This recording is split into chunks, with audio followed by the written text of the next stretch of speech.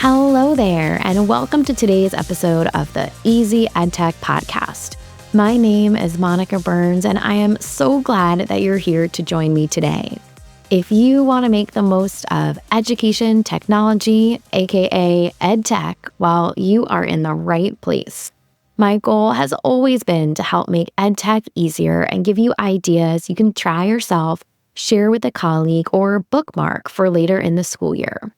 Every Tuesday here on the Easy EdTech podcast, you'll hear stories from my time in the classroom, the work I do now with schools and districts, and my travels to different EdTech events. Get ready for solo episodes where I share some quick tips and stories, and interviews full of practical ideas and stories from new guests each month. If we mention something you'd like to check out, make sure to click the link. You'll find it in the episode description or the summary area where you're listening to this podcast, or you can find every episode and all of the resources we mention by going to classtechtips.com/podcast, or by going to classtechtips.com and just clicking on the Easy EdTech podcast button at the top of the page. This episode is sponsored by my quick reference guide using AI chatbots to enhance planning and instruction, published by ASCD and ISTE. It's full of quick tips educators can use, and Amazon almost always has it on sale. Just search for me, Monica Burns, on Amazon to see all of my books and quick reference guides. But please remember that there are 2 authors named Monica Burns on Amazon, and I'm pretty sure you'll be able to tell the difference between our books. Just head to Amazon, search Monica Burns, and you'll find my quick reference guide using AI chatbots to enhance planning and instruction. This week's episode is all about the first day of summer. And if you're listening to it when it goes live in May, well, it's still spring and not quite the first day of summer, at least where I am on the East Coast, right, in New Jersey and in this hemisphere or section of the world. But I thought I'd come to you a little early with some ideas for making the first day of summer in your classroom a little more fun, engaging, and a way to celebrate the changing seasons while also connecting to your academic goals and, of course, with some EdTech connections. Now, there are plenty of ways to bring summer-themed activities into your lesson, whether you're teaching younger students or older students, right? The first day of summer is also a great opportunity to incorporate some reflection, right? As well as some creativity and fun into a classroom activity. So today we're going to jump into a handful of first day of summer ideas, some activity ideas, and knowing that this could tie into a handful of different subject areas, whether it's math lessons that incorporate real world data like tracking temperature changes or calculating travel distances for summer wish list trips, right? There's lots of connections you can make to different disciplines and areas. That's just a math example, maybe an ELA. It's more about crafting summer-themed poetry or short stories, right? Totally up to you how you might take these ideas and run with them. But I thought we'd start first with playing some summertime songs and voting for a favorite. So you can start the first day of summer by playing a handful of summertime songs and having kids vote for their favorite using a polling tool. Now, there's a handful of polling tools. If you join me for a workshop or webinar in the past, Mentimeter has been a long time favorite, but you might have a favorite of your own or something built into a tool you already use. And this can spark some discussion about different types of musical genres, maybe some connections to summer songs. You might even use an AI audio tool like Suno, right? Or the music built into Gemini, the music creation using Lyria and Gemini to maybe make your own summer songs and have kids vote on a favorite. Next up is to share some summer goals, whether it's big or small, right? Setting a goal for a new season is a great way to really anchor, what you want to accomplish over a certain period of time. So you can encourage kids to think about something that they want to accomplish over the summertime and share their goal in a collaborative space like Padlet. I'm a big Padlet fan. I had a post in partnership with them right at the start of the calendar year. I've used them forever, and I love the flexibility. So you could have kids share a summer goal by uploading a video or writing a short reflection or maybe adding a link to something that they want to explore over, the summer break. So this is a great way to practice some digital communication skills and also setting some personal or academic goals you might encourage them to reflect on later.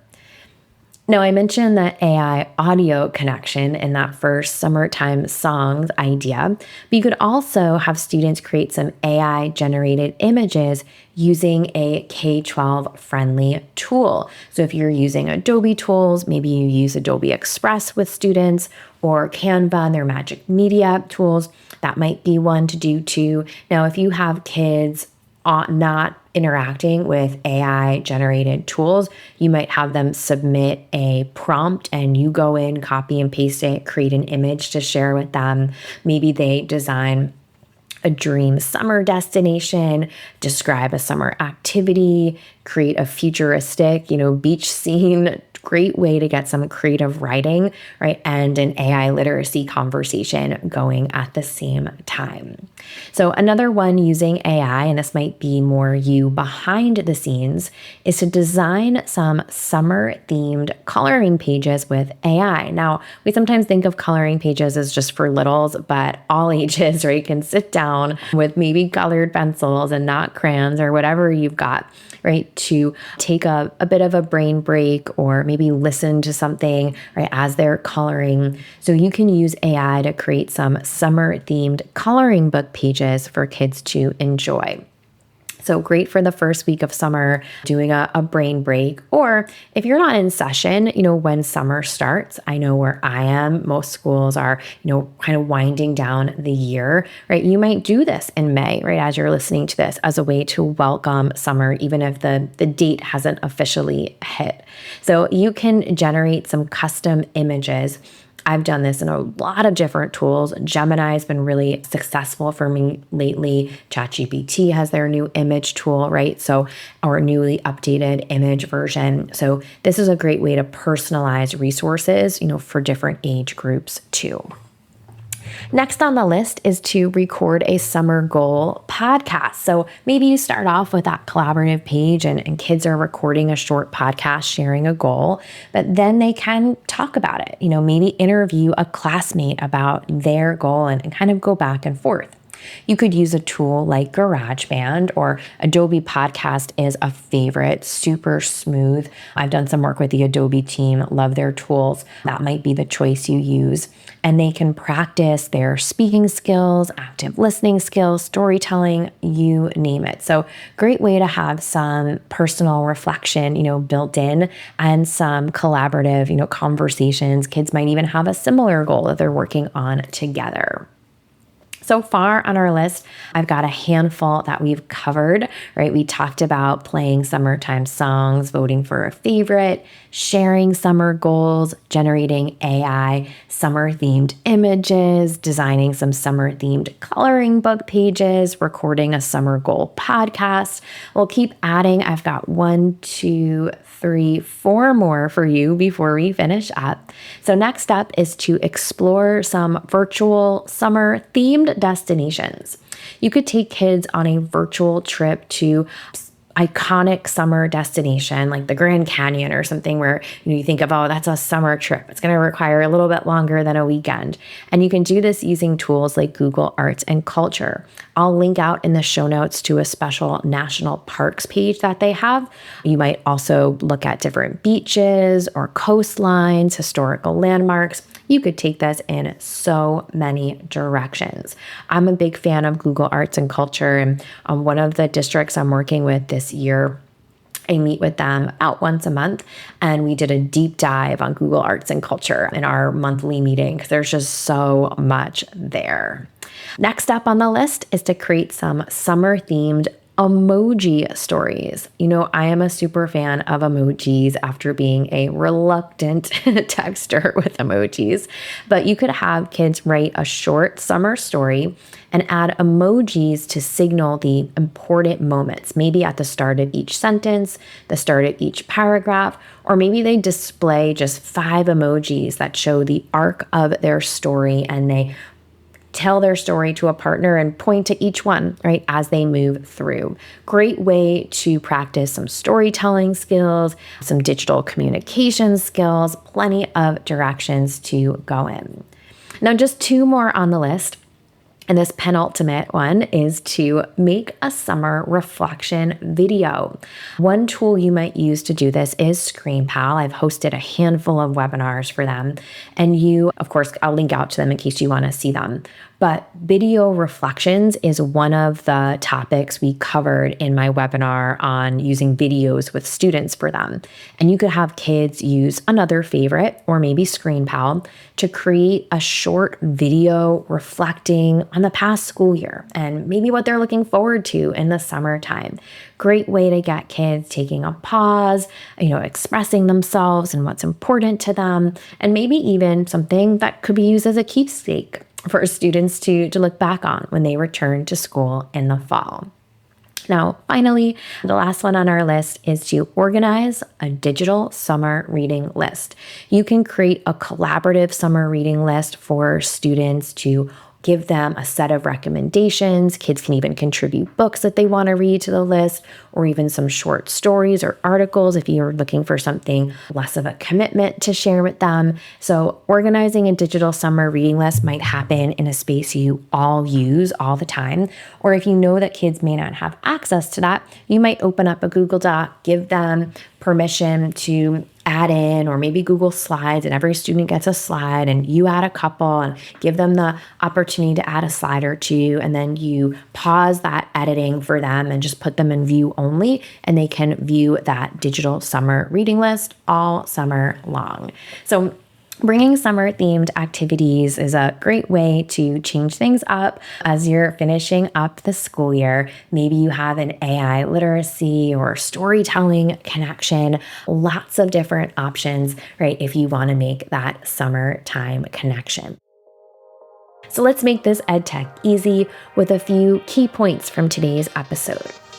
Use music, storytelling, and AI tools to bring summer themes into your lessons. Encourage students to set and share summer goals using different digital platforms. Take virtual field trips to explore summer-themed destinations and different traditions in different parts of the world. Create engaging activities like emoji storytelling and summer-themed reflections. Remember, you can find the show notes and the full list of resources from today's episode by heading to easyedtechpodcast.com. This episode is sponsored by my quick reference guide using AI chatbots to enhance planning and instruction, published by ASCD and ISTE. It's full of quick tips educators can use, and Amazon almost always has it on sale. Just search for me, Monica Burns, on Amazon to see all of my books and quick reference guides. But please remember that there are 2 authors named Monica Burns on Amazon, and I'm pretty sure you'll be able to tell the difference between our books. Just head to Amazon, search Monica Burns, and you'll find my quick reference guide using AI chatbots to enhance planning and instruction. Thank you for listening to this new episode of the Easy EdTech Podcast. I love creating new episodes for you each week, but I could use a bit of help spreading the word about the podcast. Can you leave a rating or review on your favorite podcast app? Spotify will let you tap on the stars, and Apple Podcasts will let you tap on the stars and leave a 1 or 2 sentence review. Thank you so much for taking this extra step. It helps other educators find episodes like this one when they're searching for EdTech tips.